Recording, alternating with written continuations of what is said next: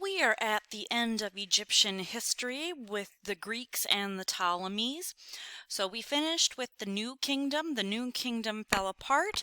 And then we have Alexander the Great come in. He was Macedonian or Greek, if you will. And he conquered Egypt. And when he died, he handed it over to his generals, who was a Ptolemy. So that's how we have the Greek Ptolemaic dynasty. And it goes all the way up to Cleopatra. The Greeks actually adopted the Egyptian style to legitimize their rules. So what we have here is a huge revival of Egyptian art and architecture. And we also start to see a blend of Greco-Egyptian culture. So the figures are starting to change a little bit. They're looking a little fat, chunky, ill-proportioned. I don't know. These figures really speak to me. Trying to advance the slides and record at the same time. Hang on. Boop. There we go. Okay. So when we go down to Aswan, we will see the Temple of Philae, and that was built by Ptolemy II in 280 BCE.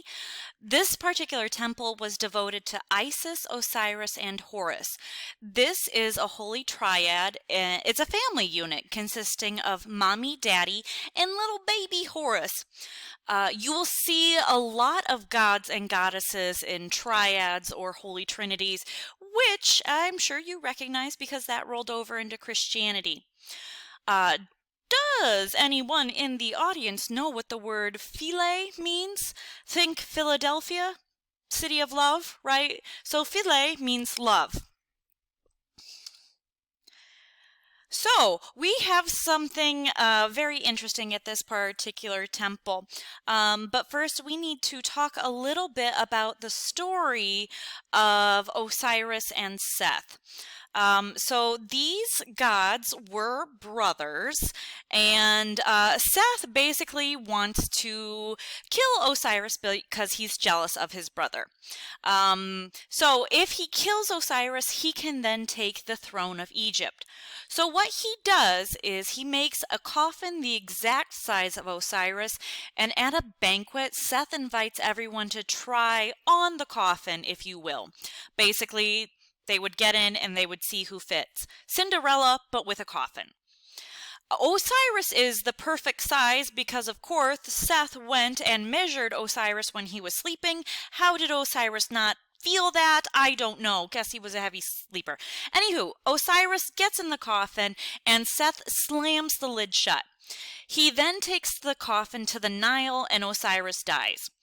Somehow the coffin travels around a bit, the stories vary, but anywho, Isis, the sister and wife, again, because, all in the family situation, but Isis hunts down the coffin of her husband, and eventually Seth gets his hands on the coffin again, and he cuts Osiris into 14 pieces, and he scatters them all across the land of Egypt. Isis turns into a bird and she goes searching for all the pieces of Osiris's body. She found all but one, which was his male member, if you will. Some stories say that the fish in the Nile ate it, and this is why Egyptians don't eat a lot of fish. But what Isis does is she takes all the pieces and she reassembles them, and she made a replacement penis out of mud. Now, this would not be my first choice, but hey, whatever. Okay. And then as a bird, she mates with Osiris, and this is how Horus comes into being. So after Osiris is put back together, he becomes the ruler of the underworld, and he is depicted as a mummy. So this story, we have Osiris being put back together and becoming reanimated, and this is where mummification stems from, that whole idea of being reanimated in the afterlife. But to do that, you have to have your body. But anywho, back to the temple. So when the Aswan Low Dam was built in 1902, it caused the temple to flood each year from December all the way until August. So the temple was underwater for quite some time. The high dam was constructed in the 60s, and at this time it was decided to move the temple to the island of Agilikai. So that's what they did. They moved the entire temple complex. And what you see here in this picture surrounded by water, that is just a teeny tiny part of the Temple of Philae. This is called Trajan's Kiosk. And everything that you will see here has all been taken apart and moved. This is the first pylon of the temple complex, which leads inside the first court. We can see the pharaoh Ptolemy XIII ready to deliver the final blow to his enemy, while Isis, Horus, and Hathor look on. In front of the main gateway, you can see two Roman-style lions carved in pink granite. There's also a birth house here, and that's located in the temple court just after the entrance. The birth house, or the Mammacy, is the place of birth of a god's offspring. So in this particular instance, we have the goddess Hathor, and you can see her female head with the cow ears on top of the column. This structure is known as Pharaoh's Bed or Trajan Kiosk. Remember, this is what we saw flooded.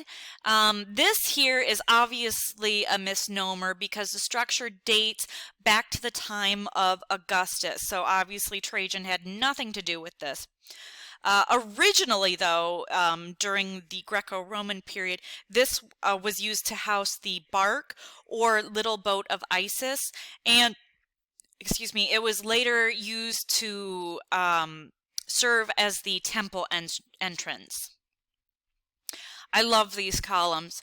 We've already seen examples of columns before, but they have imagery of palms, lotus flowers, and papyrus, and you can just see all the details here very clearly. So this is a direct reflection of nature. So in real life, we have to remember that structures are not built from stones. Instead, they're bundles of reeds and plants are used. So again, this is a reflection of building materials. Trajan's Kiosk is actually really interesting because there is evidence that wood was used for the roof, which is not typical for Egyptian architecture. Obviously, the wood no longer exists, but still kind of interesting. All right, so to understand the importance of the Temple of Philae, we have to take a little detour. In the ancient world, the Egyptians were known for their advancements in chemistry. Actually, the word chemistry is derived from the ancient name for Egypt, which was Kemet. So Kemet, chemistry. Now, we know that in ancient times, the word Kemet meant black land or fertile soil, but I believe it was the Arabs that took the word Kemet and turned it to chemistry. So yes, the Egyptians were known for their practice in science and medicine. And the Eye of Horus, which you can see on the temple wall, represents healing and protection.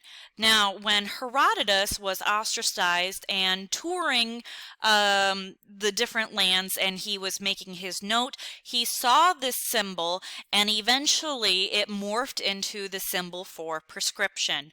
So you can kind of see the resemblance. Now, temples were not just used for religion. In fact, they were the central hub of any community. This is where you could find priests, scholars, doctors. Medicine in ancient Egypt actually consisted of essential oils. On the temple wall, there are recipes for different medicines and essential oils to treat the different ailments. So basically what we're looking at here are giant cookbooks on a wall.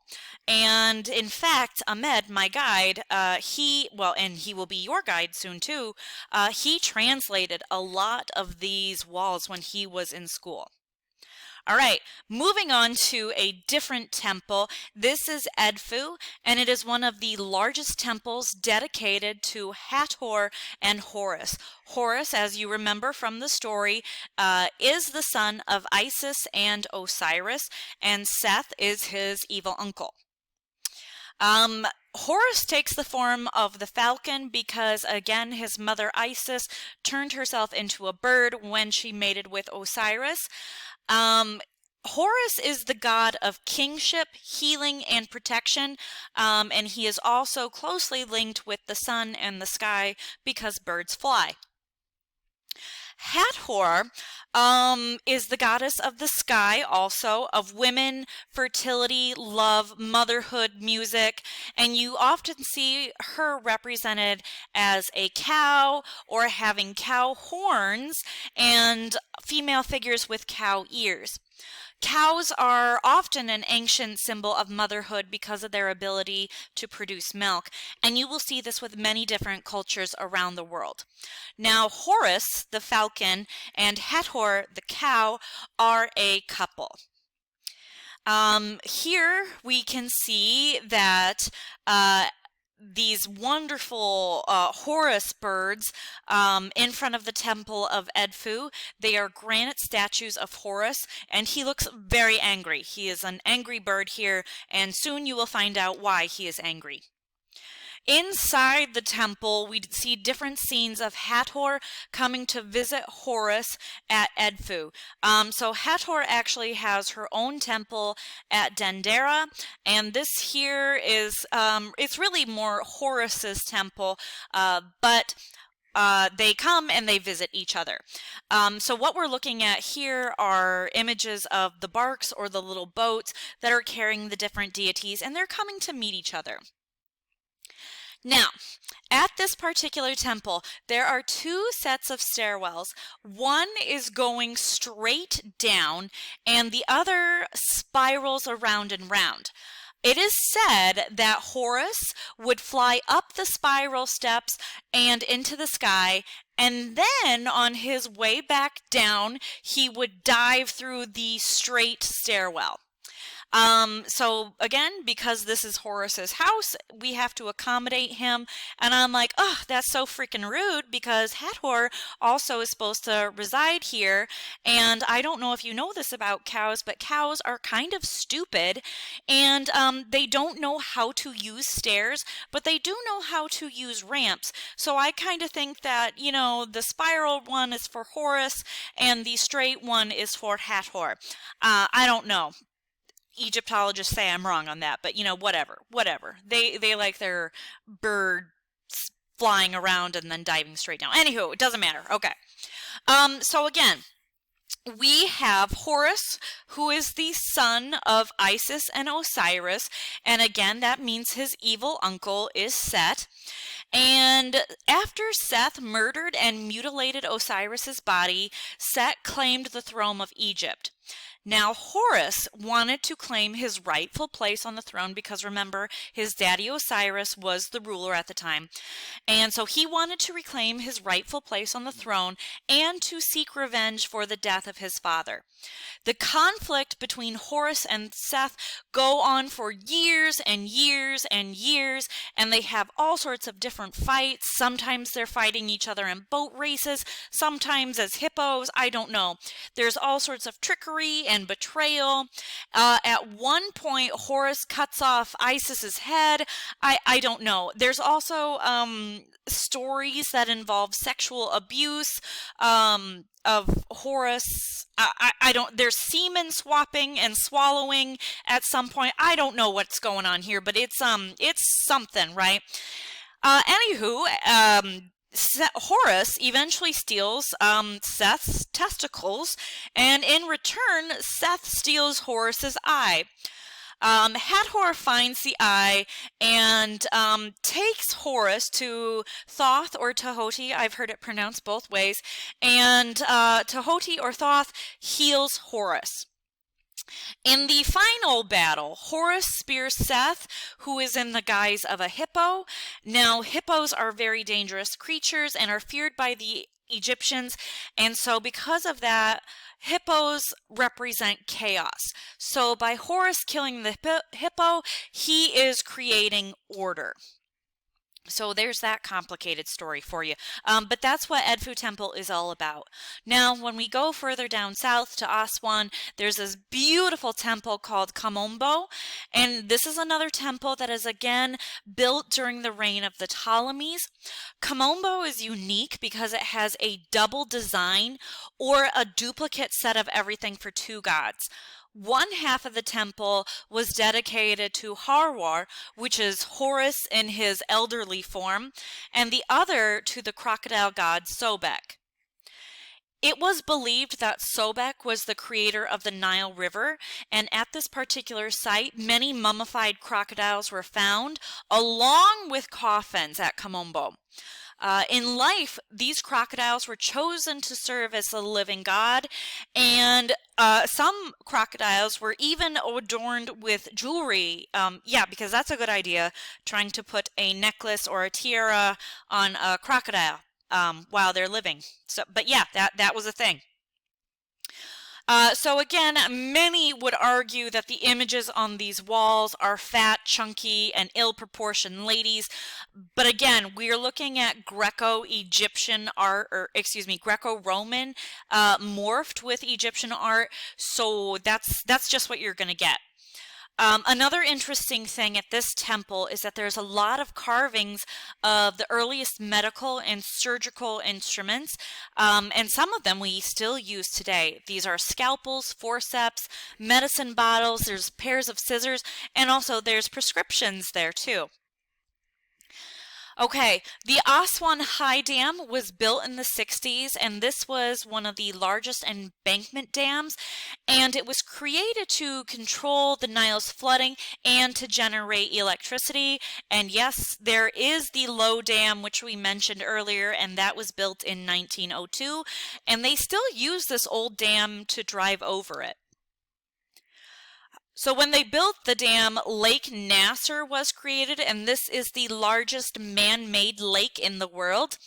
So while building the dam was really great for Egypt's economy, a lot of archaeological sites were lost to the flooding. Some were moved, like Abu Simbel, and the Temple of Dendur was actually gifted to the Metropolitan Museum of Art. So if you've ever been there, that's the temple structure that was saved from flooding. And there are no longer crocodiles in the Nile in Egypt because of the dam. Aswan is home to the unfinished obelisk, and this was built over 3,500 years ago. This was done by Hatshepsut, remember Our Lady. She ordered the creation of what would have been the largest obelisk if it were completed. It would have been 137 feet and weighed over 1,000 tons. So this would have been 1/3 larger than all the others. However, cracks started to appear in the granite, so the project wasn't finished. The first obelisk is attached at the bottom, but on the second one you can see where they started to carve out underneath. Most people don't get to see this second one, but Ahmed, our guide, he helped excavate it, so he knows where it's at. Archaeologists actually learned quite a bit from the unfinished obelisks, such as how they were made. Dolerite balls were used to pound out the monument, so literally a whole bunch of guys were standing around dropping rocks on these sites, and little by little they were cutting out the monument. So how did they get these finished obelisks out? Well, workers would carve small cavities in the stone, and then these slots were filled with sun-dried wooden wedges. And so once the wedges were in place, they were repeatedly soaked in water, and believe it or not, the wood would start to expand, and this would cause the rock to crack and break free from its home, releasing the obelisk. All right, we're going to talk a little bit about Alexandria now. And of course, I'm sure you remember that Alexandria was founded by Alexander the Great. Present-day Alexandria is the second largest city in Egypt. It is by the sea, the Mediterranean, so it's you'll see a lot of Greco-Roman things going on here. It is historically known for the lighthouse, one of the 7 wonders of the ancient world, and the library, which no longer exists because it burned down, tragically. The citadel of Kiat Bey is in Alexandria, and it was built in 1477 in the 15th century. This was a defensive fortress built on the site of the Alexandria Lighthouse, and you can actually see that some of the lighthouse stones were used in its construction, which is kind of neat, kind of sad. One of the other sites at Alexandria is Pompey's Pillars, and in fact this has absolutely nothing to do with Pompey, who was Caesar's rival. The Crusaders thought the 100-foot red Aswan granite pillar marked his burial site. Instead, the pillar is a triumphal monument erected around 300 AD for the Roman Emperor Diocletian. So again, nothing to do with Pompey, absolute misnomer. This particular site was part of the Serapeum, which is Alexandria's Acropolis, and there would have been a huge temple here. But it no longer exists. However, what is really cool here is that underneath the site there is an underground library. It's an ancient underground library. So there is at least one ancient library in Alexandria that still exists. There are the catacombs, and I love these catacombs. They're named Kom el Shokwafa, which means the mound of shards. So terracotta shards from clay vessels were left by people who would come to visit the tombs, and that was the normal. So you would go in, you'd bring food and wine, and you would have lunch, a little picnic with your dead family members. And because they didn't want to carry these containers home, because they were at a place of death, so basically they had bad juju from being in the catacombs, they didn't want to take them home, so they would break them. And at the time of discovery, heaps of broken plates and containers were found there. So that's why it is called the Mound of Shards. So again, we see this combination of different cultures coming together in artwork. So we have Egyptian gods, but they're wearing Roman clothes. So if you look at Anubis here, we have the classic head of a jackal, but he is looking like a Roman beefcake there. I mean, whew, dang. This is one of the tombs at the site. This particular one is above ground, and we see a lot of Egyptian subjects here in the artwork. We have the goddess Isis, a winged scarab, and even a mummy. But again, this is all done with the Roman influence. There is also a Roman amphitheater in Alexandria, and this is the only Roman amphitheater in Egypt. There are 13 rows, and it can sit 600 people. What is really interesting here is that the seats are numbered. Now, this particular theater was not used for gladiators or anything like that. We know this because it is way too small, and also the seats are at ground level, and if there was gladiatorial combat, like the spectators would be too close, and there would be casualties in the audience, and that's not good. So this instead was held artistic events, public assemblies, and governmental summits. If you stand in the spot in the center, you can hear your voice amplify, and if you don't like the sound of your own voice, I recommend you don't do this. Not far from the amphitheater is the Villa of the Birds, and this is a residential area, and it has absolutely beautiful mosaics on the wall and the floors. You can recognize the birds. There's a pigeon, peacock, parrot, and a quail. And this particular villa dates back to the time of Emperor Hadrian. So you're looking like 100 BC, or excuse me, 100 AD, going the wrong way. Okay. I don't know if you're up on your historic news and excavation information, but in Shalat Gardens in Alexandria, they are excavating the royal quarter. And it is believed that Alexander the Great was buried here. So Who knows? We'll just have to see. While we're there, I'm going to ask if we can, drive by this park and, just take a little look-see because sooner rather than later, I think they're going to find him. So this Bibliotheca Alexandrina, this is the new library at Alexandria. Construction began in 95 and was completed in 2002. Now, it is close to where the ancient library once stood, but it is not built on the actual site. The front of the building has 120 language inscriptions representing letters from alphabets belonging to modern and ancient languages, and it has room for 8 million books. Okay, so we're hopping back to Cairo, which is the largest city in Africa, and its Arabic name Al-Qahira means the victorious. And Cairo was founded by the Fatimids when they invaded in 969 CE. Old Cairo, I just have to say, is absolutely wonderful, and I can't wait for you to stroll down these streets. But Old Cairo is the site of a Roman-era fortress, and part of it contains the Christian settlement, so that's in the Coptic Cairo area. And there's also Muslim-era settlements, so there's a lot going on here. And this particular street, El Muiz Street, is one of the oldest streets in Cairo, and it just has absolutely amazing Islamic architecture. We are going to visit the Citadel of Saladin, which is a medieval Islamic era fortification in Cairo.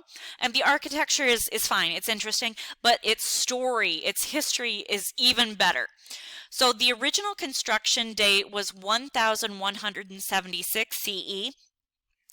And now in 1811, Muhammad Ali wanted Egypt to become an independent state and to break away from the Ottoman rule.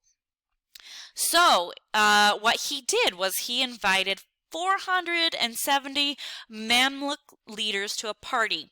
Now, once they were inside, he closed the gates and Muhammad Ali's troops slaughtered all of them. So this was the original Red Wedding, right? One character, Murad Bey, was late to the party, so when the shooting started, he took a horse and he jumped over the citadel's wall. The horse broke its leg, but Bey survived. Because of the massacre, the closest street to the citadel was covered in blood, and it is called Al-Darb al-Ahmar, which means the red path. And this ended the Mamluk influence in Egypt. I imagine it would if you slaughtered everyone, right?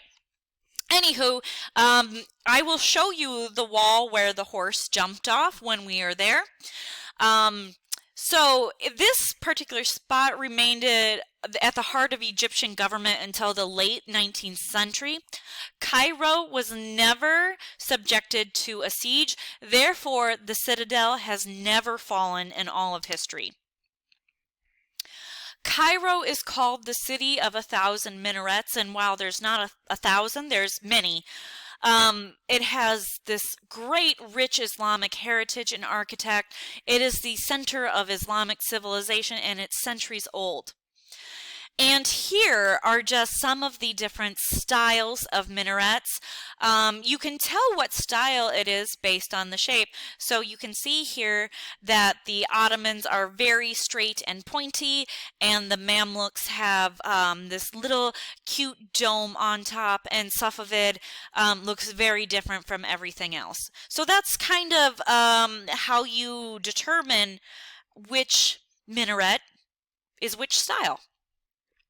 So at the Muhammad Ali Mosque, this is located inside the citadel, and it was built in 1830, and it features both Ottoman and Islamic characteristics. And this is inside. Oh my God, right? Beautiful chandeliers. The windows are made of stained glass. There's calligraphy, inscriptions everywhere. There's tile work.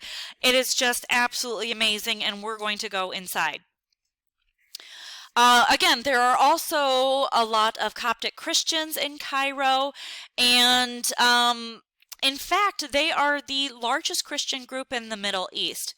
Christianity was introduced to Egypt in 62 CE by St. Mark in Alexandria, and this was a major shift from the ancient Egyptian religion to Christianity, and the height of that, or like when things really start ramping up, is between 200 and 400 CE.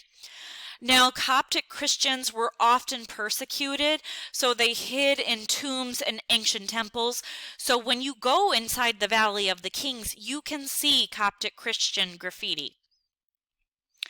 We are also going to visit the Hanging Church, and this was founded in the 3rd century, making it one of the oldest places of Christian worship in Egypt, and it houses about 110 religious icons. They call it the Hanging Church because it was built on top of the gates of an old Roman fortress, which is how it got its name. This is a different church. This is St. Sergius and St. Bacchus Church. This church is really special because it's built on the spot where the Holy Family, so Joseph, Mary, and infant Jesus, rested at their end of their journey into Egypt. So remember, King Herod saying, "Kill all the babies," and the Holy Family fled and they went to Egypt. So this is built on top of the cave where they stayed, and there's also a well where they drank from, and so you can see that too, and there's still water in it today. Okay, so that really sums up the history portion for this lecture, but I want to throw a few other fun things in here, such as reading hieroglyphics. The big question here is, what direction do we go? Well, you can go just about every direction. You can read them from top to bottom, and you know to do that because of the different lines here on the register. So if you see these columns, you read top to bottom. If, however, the register is going this way, then you're reading left to right, or is it right to left? How do we know? You follow the birds. So whatever direction the birds or the people are facing, that's the direction you read. So on this side here, the birds are facing this way, so you would read this way. And over here, the birds are facing a different direction, and the little flags, hands are pointing this way, the little lions facing this way. We've got like this weird slug with horns, I don't know, like a vipery snake thing. So you would read in that direction. So you can read hieroglyphs almost every different way, and you just have to look at the lines and follow the birds.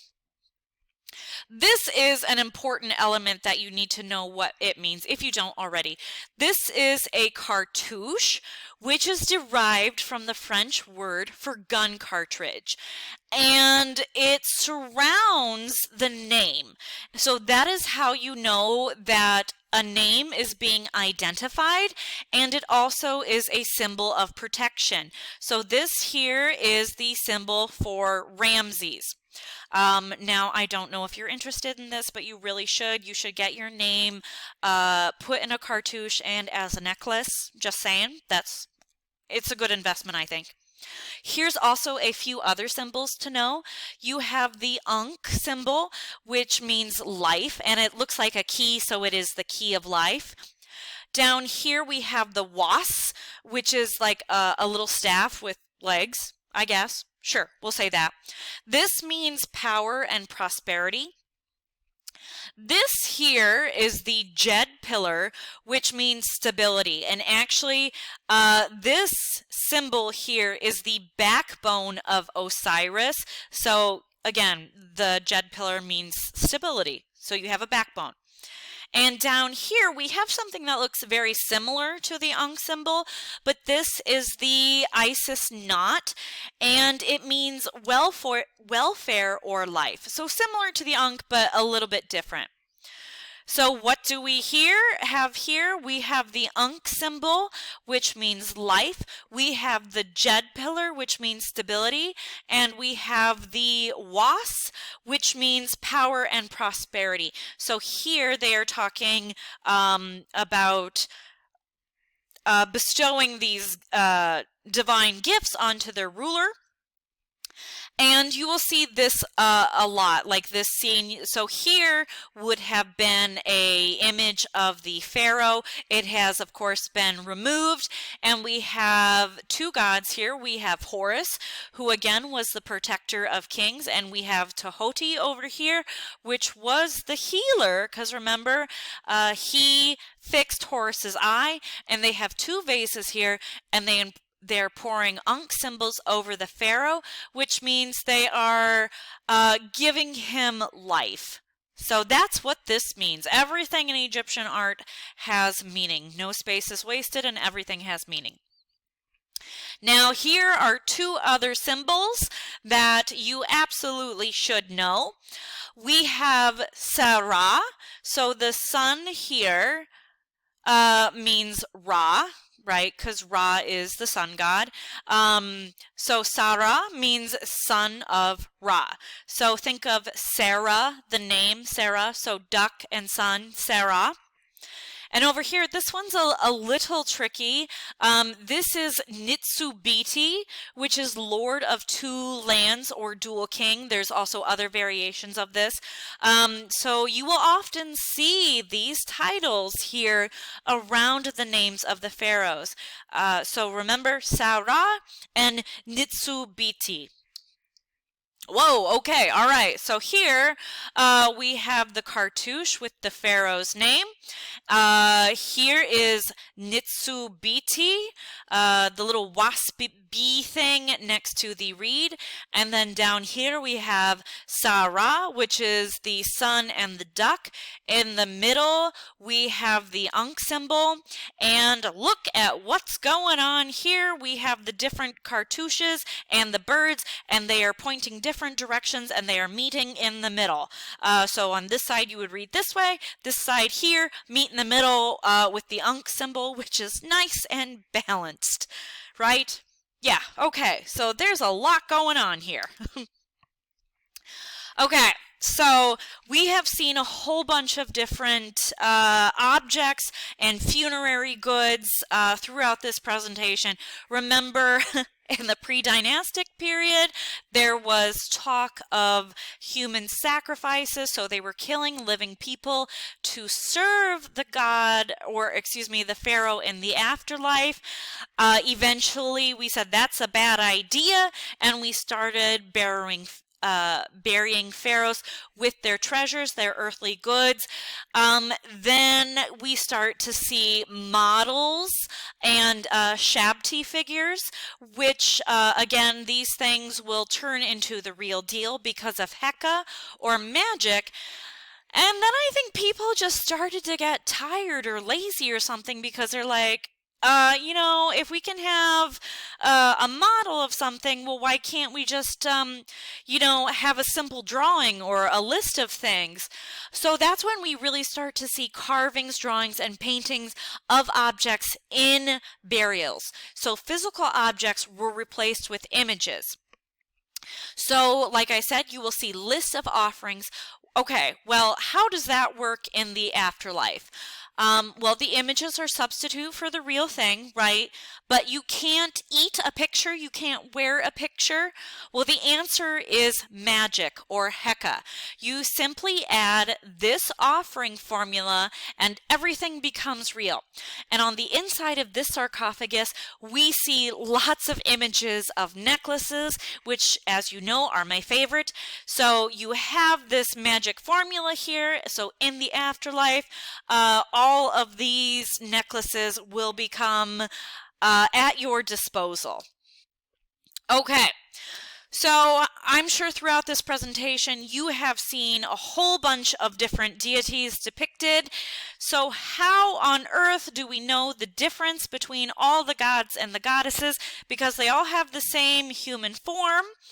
Well, you have to look at what's on their heads. So each of these little symbols on top of the woman's head will help you determine who is who. So here we have two horns. Well, who is the female goddess that has horns? The cow, that would be Hathor. Isis, we have the symbol of steps. So I think of it as like a seat or a little throne. And so that's Isis, right? So she's the wife of Osiris. So, think of her as being at home. Nephthys here, I don't know what this is. I don't know if anyone really knows. But anywho, this is Isis's sister. So basically, if it's not this little step, it's this weird little thing here. So that is Nephthys. Nephthys, again, is the sister of Isis, sister of Osiris, and also evil Seth is her husband brother. I know, it's weird, right? So anywho, the four of them are together. This last goddess here is Ma'at, and she wears the feather of truth because remember, this god is, she represents order, balance, truth, things like that. You will see lots of imagery of the weighing of the heart, and they are weighing the heart against the feather of truth. So let's look at the gentlemen. Again, what are their heads in this case? So it's not what they're wearing, but it is their animal head. So here we have the dog or jackal, so we know that is Anubis. Horus is the bird, so that's how we know him. Seth is this weird creature. I don't think they really know what he is. He looks kind of like an anteater with that long snout or a donkey with the weird ears. I don't think they really know what he is. But anywho, if you see something that looks like this, not like Anubis, that's how you know who Seth is. Osiris is identified by his mummy form, green skin, and usually this headdress here. So how do we know the difference? What they're wearing on their heads and what their heads is. That is how you know the difference. Or you just look at the cheat sheet that I made for you, whatever works for you. Okay, I think that sums up everything you need to know about Egypt, its history, its religion. We're ready to go. See you in Egypt.